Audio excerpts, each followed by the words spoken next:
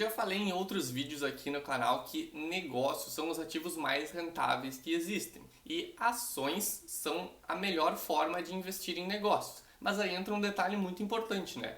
A gente precisa saber escolher bons negócios. Então, se tu quer aprender a escolher bons negócios para investir, fica comigo até o final desse vídeo, porque essa é apenas a primeira parte de uma série de 2 vídeos e nela eu vou apresentar 5 dos 10 indicadores fundamentalistas que são indispensáveis na hora de analisar uma empresa.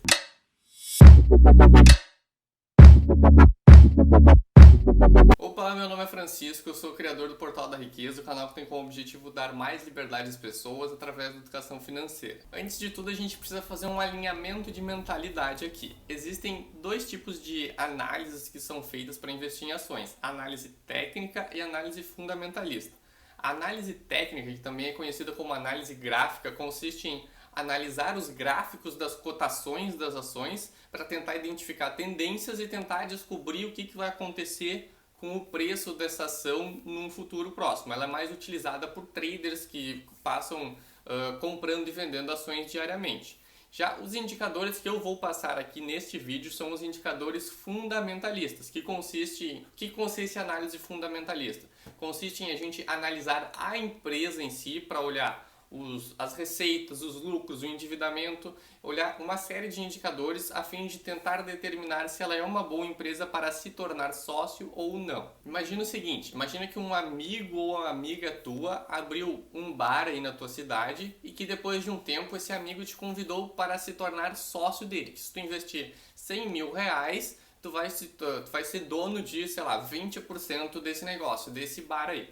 Tu não vai simplesmente aceitar sem pesquisar nada, não é mesmo? Tu vai primeiro se perguntar, será que esse amigo, por mais que ele seja meu amigo, será que ele é um bom sócio? Será que ele está realmente comprometido em fazer esse bar funcionar ou ele está só pela diversão? E daí tu vai se perguntar, tá, mas como que tá as receitas do bar, como que tá o lucro, como que tá o endividamento? Tu vai se perguntar o porquê que ele está querendo esses 100 mil reais. É para pagar alguma dívida porque ele está devendo ou é porque o bar está indo super bem e com esses 100 mil reais vai conseguir investir no bar aí, nesse negócio, vai conseguir ampliar ainda mais o negócio? Enfim, tu vai se perguntar, tu vai se fazer uma série de perguntas, tu vai olhar uma série de indicadores a fim de determinar se vale a pena se tornar sócio desse amigo com esse bar aí, com esse negócio ou não. E quando a gente analisa empresas para investir na bolsa de valores com análise fundamentalista, a ideia é exatamente a mesma. É esta a mentalidade que tu precisa ter para analisar uma empresa na bolsa de valores. E com tudo isso esclarecido, a gente vai para o primeiro indicador da nossa lista, que é o PL, ou preço sobre lucro, que é também um dos indicadores mais famosos aí que a gente tem para analisar empresas. O que significa esse indicador? Ele indica em quanto tempo o investidor teria o retorno do seu investimento somente com os lucros do negócio.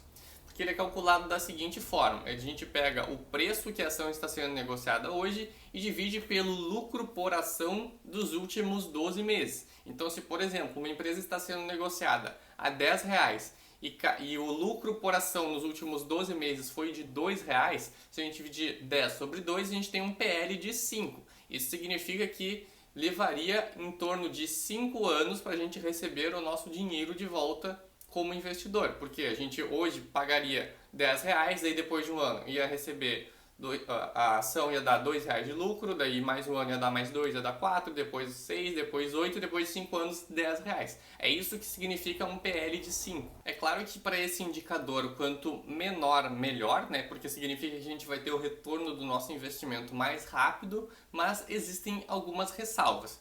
Primeiro, isso daqui é para todos os indicadores. A gente nunca pode tomar uma decisão de investimento com base em apenas um indicador, porque como o próprio nome já diz, o indicador serve para indicar e nunca para definir. Por isso que a gente sempre precisa olhar vários indicadores para tomar uma decisão. E mais especificamente sobre o PL agora. Sim, quanto menor, melhor, mas existem algumas ressalvas. Por quê? Porque esse indicador ele não leva em consideração o crescimento da empresa.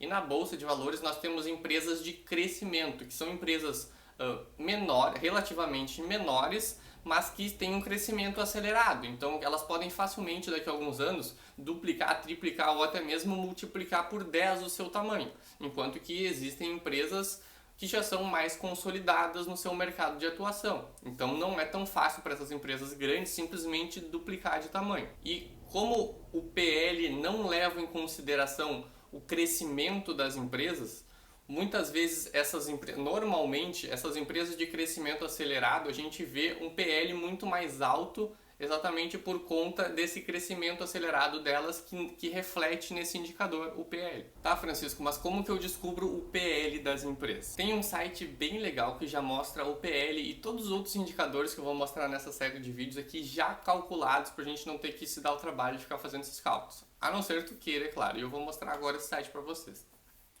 Esse site aqui é o Status Invest, então é só acessar aqui statusinvest.com.br e colocar aqui a ação que tu quer olhar. Então, por exemplo, digamos Itaú, YouTube 3. Ele dá aqui já algumas informações, o preço total da cota, o dividend yield nos últimos 12 meses, aqui tem o gráfico das cotações, daí tu seleciona o período que tu quer e descendo aqui um pouco mais para baixo, indicadores, o primeiro que a gente tem aqui é o PL. Então, o PL de Itaú está em 12,18. O que significa isso? Significa que se a gente pegar o lucro por ação, que nos últimos 12 meses aqui foi 2, e dividir pelo preço, a gente pagar hoje, se a gente pagando 24,38, que é o preço atual da cota, e tendo um lucro por ação de R$2 por cota, significa que, em média, em uns 12,18 anos, a gente teria o retorno do nosso investimento. Agora, o que eu estava falando, se a gente pegar, por exemplo, Banco Inter, que é um banco digital relativamente pequeno, pelo menos é pequeno se comparado ao Itaú, mas que está crescendo muito rápido. E se a gente olhar o PL dele, 263, ou seja, é um absurdo, mas é exatamente aquilo que eu falei. O PL não considera o crescimento da empresa, por isso que empresas pequenas de crescimento muito rápido costumam ter um PL muito alto. Tá, Francisco, e se o PL da empresa for negativo, o que isso significa? Sim, é bem provável que vocês encontrem algumas empresas com PL negativo. O que isso significa? Vamos pensar, como que é calculado o PL? É o preço atual da cota sobre o lucro por ação dos últimos 12 meses. Mas, então, para dar negativo, significa que um desses dois fatores, ou o preço ou o lucro, tem que ser negativo. E o preço da ação não pode ser negativo, porque o menor valor que a gente vai encontrar de preço das empresas, da ação na bolsa de valores é zero, né? Não pode baixar mais de zero. Então significa que para um PL dar negativo, o lucro por ação tem que ser negativo, ou seja, a empresa tem que estar tendo prejuízo. E se a gente olhar, por exemplo, a Oi BR3 é uma empresa que está em recuperação judicial, porque ela vem tendo prejuízos muito altos nos últimos anos. Então, se a gente olhar o PL dela, olha só, está menos 0,57, porque olha aqui, o lucro por ação está menos 2,70. Isso reflete em um PL negativo. E, na minha opinião, isso já é motivo suficiente para se manter longe desse tipo de empresa. E se tu já tá gostando desse vídeo, se ele já tá te ajudando de alguma forma, não esquece de deixar o like aí embaixo e se inscrever no canal caso tu ainda não seja inscrito, porque assim tu me ajuda a fazer esse vídeo chegar para mais pessoas, atingir mais pessoas, e tu também me motiva a continuar produzindo vídeos desse tipo, vídeos que vão te ajudar a investir melhor o teu dinheiro. Passando agora para o segundo indicador da nossa lista, a gente tem o EV sobre EBITDA. O que significa esse indicador e por que eu coloquei ele em segundo? Eu coloquei ele em segundo lugar porque ele é uma variação do PL. Tem gente que até prefere usar o EV/EBITDA ao invés do PL. O que significa isso? O que é o EV primeiro? EV é Enterprise Value, ou seja, é o valor da empresa. E o EBITDA é o lucro operacional do negócio, é o lucro da empresa antes de descontar impostos, juros, depreciação e amortização. Qual que é a diferença entre o preço e o EV? O preço, ele considera apenas o valor de mercado da empresa. E já o EV, o Enterprise Value, ele considera o valor de mercado da empresa mais a dívida líquida dela. Ou seja, o EV considera o preço dela mais quanto que ela deve. E por que a gente usa também o EBITDA ao invés do lucro por ação? Porque muitas vezes o lucro por ação pode nos enganar. Como assim? Por exemplo, o lucro por ação ele muitas vezes pode ser impactado por algo que a gente chama de lucro não recorrente. Que é, imagina que uma empresa X, em determinado ano, teve 50 milhões de reais de lucro que veio das suas operações. Mas além disso, digamos que essa empresa X, ela tinha um dinheiro que estava emprestado para uma outra empresa, para uma outra instituição, e ela recebeu uma parte desse dinheiro de volta, recebeu uma parte dos juros desse empréstimo, que foi de 30 milhões de reais. Então, o lucro dessa empresa vai constar lá no balanço dela 80 milhões de reais, que foi 50 milhões das suas operações, mais 30 milhões de juros do empréstimo que ela tem lá. E esse valor, esses 30 milhões que ela recebeu dos juros lá, de uma parte do empréstimo que ela tem lá, é um lucro não recorrente, é uma receita não recorrente. E isso vai influenciar, vai impactar no indicador PL. Já quando a gente usa o EV sobre EBITDA, a gente não tem essa defasagem, porque o EBITDA considera apenas o lucro operacional dela. Por isso que o EV sobre EBITDA é uma boa variação do PL. E a gente tem aqui também no Status Invest o EV sobre EBITDA, só que a gente está na Oi, né? A Oi não conta. Vamos pegar aqui Fleury, por exemplo. Tá aqui, ó. Tem o PL e logo do lado tem EV sobre EBITDA. E o legal também desse site é que se tu colocar o mouse aqui nessa interrogaçãozinha, ele vai te dar a fórmula, como é calculado, e vai te dar também uma breve descrição aqui do que é cada indicador. O terceiro indicador da nossa lista é o P sobre VP, ou P sobre VPA, que é o preço sobre valor patrimonial por ação. Como que é calculado o indicador e o que ele significa? Ele também é um indicador bem simples de ser calculado e ele indica se a empresa ou o ativo que está sendo negociado na bolsa está caro ou barato. Como assim? Esse indicador também é bastante utilizado para analisar fundos imobiliários. Eu acho que é até mais fácil de explicar esse indicador considerando um fundo imobiliário, porque é muito mais visual. Então eu vou tentar explicar ele utilizando um fundo imobiliário como exemplo. Para isso, vamos voltar aqui para a tela do computador. Digamos que um fundo imobiliário seja dono de 10 imóveis e esses 10 imóveis estejam avaliados em 500 milhões de reais. E além disso, esse fundo imobiliário tem 10 milhões de cotas sendo negociadas na Bolsa de Valores. Então, se todos os 10 imóveis que ele tem são avaliados em 500 milhões de reais, significa que o valor patrimonial desse fundo imobiliário é de 500 milhões de reais. E se ele tem 10 milhões de ações sendo negociadas, se a gente dividir os 500 milhões pelos 10 milhões de ações, a gente vai ter um valor patrimonial por ação de R$50. Esse é o valor patrimonial do fundo imobiliário. Mas, se, por exemplo, as cotas desse fundo imobiliário ou dessa empresa, daqui que eu estou explicando fundo imobiliário, mas tudo vale para a empresa, entendeu? A empresa tem aqui a planta, as fábricas, todas as coisas que ela pode vender, então tudo está avaliado em 500 milhões de reais. Mas, digamos que as cotas ou as ações dessa empresa estejam sendo negociadas a R$40 cada ação. Então, se a gente dividir os R$40, que é quanto que está sendo negociado hoje essas cotas, pelos R$50, que seria o preço justo dessas cotas, a gente vai ter um P sobre VPA de 0,8. É esse sobre esse. Isso significa que, teoricamente, este fundo imobiliário, essa ação, esse ativo está barato, porque ele está sendo negociado abaixo do seu valor patrimonial. Se o P sobre VPA ou P sobre VP for igual a 1, o que significa? Significa que o ativo está sendo negociado exatamente pelo seu valor patrimonial. E se tiver acima de 1, significa que ele está sendo negociado acima do seu valor patrimonial. De uma maneira geral, para nós investidores, a gente quer o que? A gente quer comprar algo barato que vá se valorizar. Então, para nós, quanto menor o P sobre VPA, melhor. Mas existem algumas ressalvas que a gente precisa tomar cuidado com esse indicador. Normalmente, a gente vai encontrar empresas, fundos imobiliários, enfim, ativos sendo negociados na Bolsa de Valores por um P sobre VPA acima de 1, ou seja, teoricamente ele está caro. Mas o que isso pode significar? A Bolsa de Valores, ela tem indicadores antecedentes, que a gente chama. O que isso significa? Significa que ela prevê várias coisas que podem acontecer no futuro e precifica essas coisas que podem acontecer hoje. Então, se, digamos, esta empresa aqui, digamos que isso daqui não seja mais um fundo imobiliário, isso daqui é uma empresa que tem um valor patrimonial de 500 milhões de reais.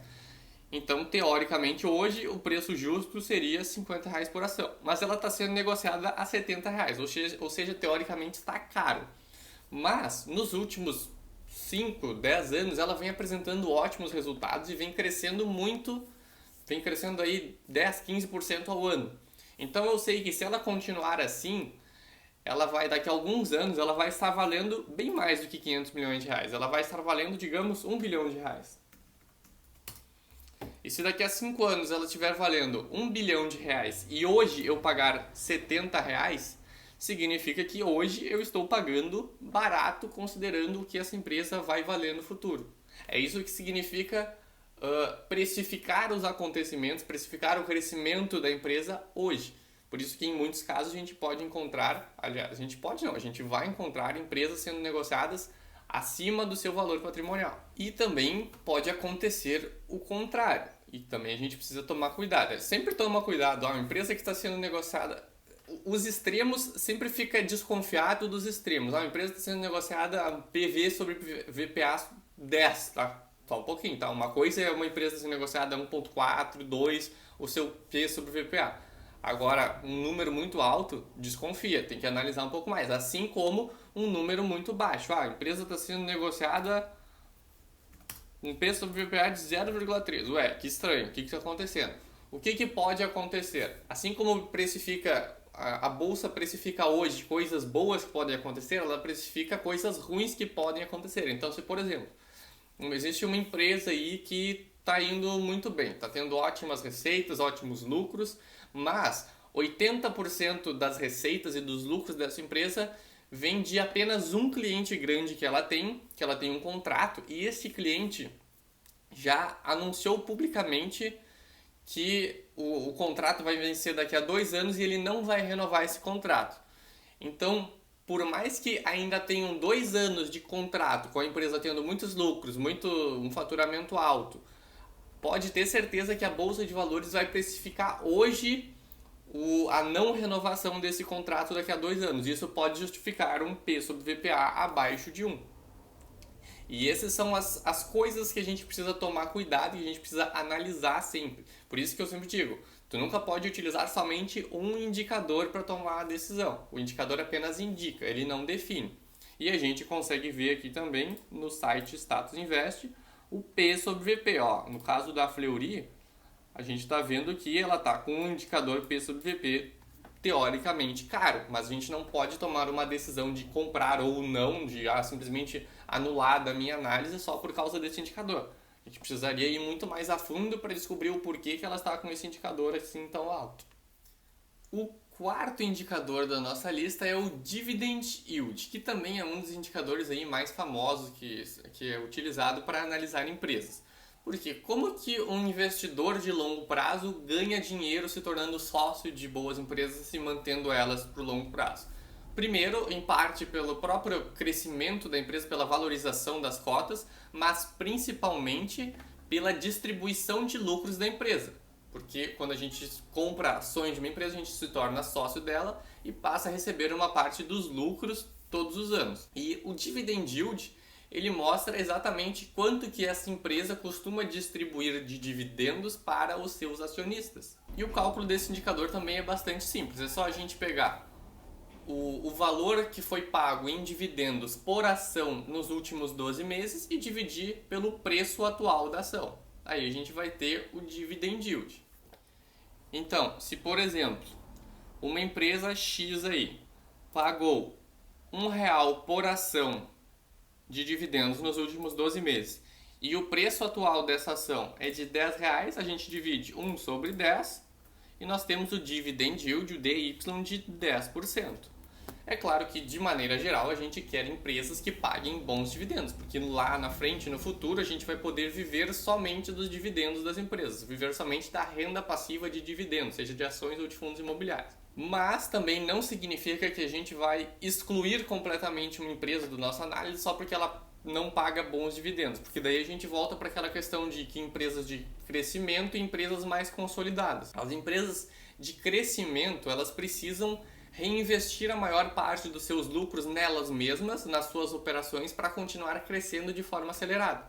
Enquanto que, em contrapartida, as empresas que já são grandes, já são mais consolidadas, elas podem se dar ao luxo de distribuir a maior parte dos seus lucros sem precisar reinvestir tanto nas suas próprias operações. Por isso que empresas mais grandes, maiores, mais consolidadas, normalmente pagam dividendos um pouco maiores do que empresas de crescimento. E para exemplificar isso, a gente pode usar de novo a comparação entre Itaú e Banco Inter. Olha só, Itaú, aqui estou em YouTube 3, o dividend yield nos últimos 12 meses foi de, em média, R$ 2,00 por ação, que é o equivalente a 8,36% no ano.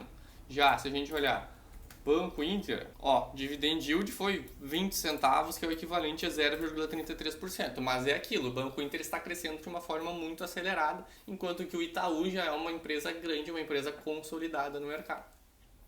O quinto indicador da nossa lista é a margem líquida da empresa.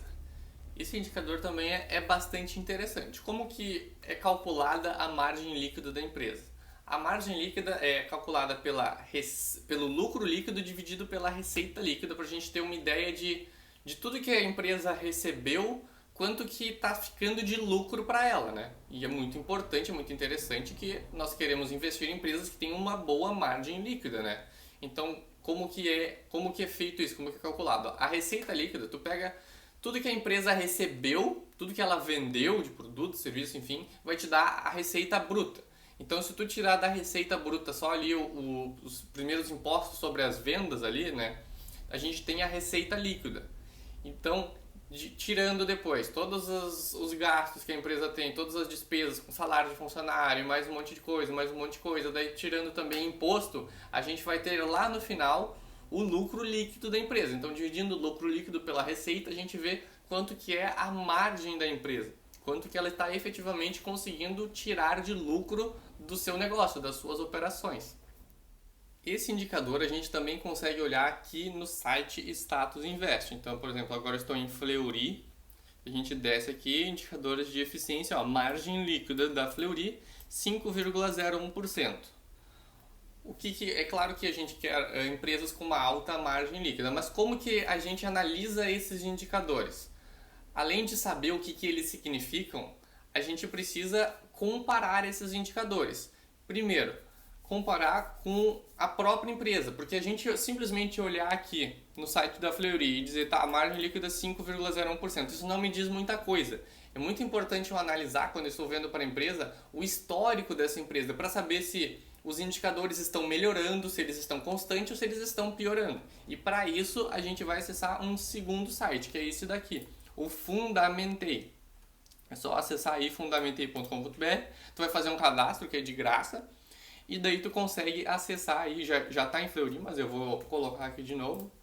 E daí eu vou colocar aqui Fleury, e baixando um pouco mais, a gente tem essa parte aqui que também é bem interessante de olhar, porque ele mostra o histórico dos últimos 5 anos de alguns dos indicadores da empresa. Isso é muito importante a gente olhar para ver como que a empresa está indo. Então, olha só, se a gente olhar aqui margem líquida, na Fleury aqui 11% em 2016, 13%, 12%, 11% e 5%. A gente vê que ela está mantendo uma margem líquida mais ou menos constante. Claro que os 5% é porque ainda não fechou o ano de 2020, está considerando somente metade do ano. Mas a gente consegue ver então que essa empresa tem uma margem líquida constante, ela está conseguindo manter os seus lucros, manter pelo menos o percentual dos seus lucros. E outra coisa que também é muito importante de destacar aqui, que eu esqueci de falar no início.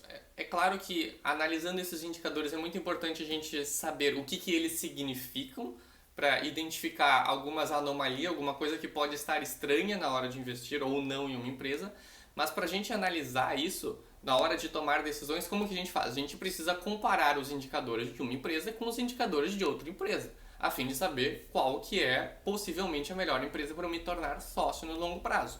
E é claro que é muito importante a gente comparar empresas do mesmo segmento, né? Empresas concorrentes. Não adianta eu pegar empresa de um setor a comparar a margem líquida do Itaú com a margem líquida da Fleury. É claro que vão ser muito diferentes os indicadores do Itaú com a Fleury, porque a gente está falando de banco como empresa do setor de saúde. Ou seja, eu preciso comparar banana com banana e maçã com maçã, né? Eu preciso comparar empresas do mesmo segmento. Esses foram os 5 primeiros da nossa série de 10 indicadores fundamentalistas indispensáveis na hora de analisar empresas para investir. Agora me conta, tu já conhecia algum desses indicadores? Tu já utilizava algum deles na hora de fazer as tuas análises? Deixa aí embaixo nos comentários que eu quero saber. Hoje eu vou ficando por aqui e eu vejo vocês no próximo vídeo.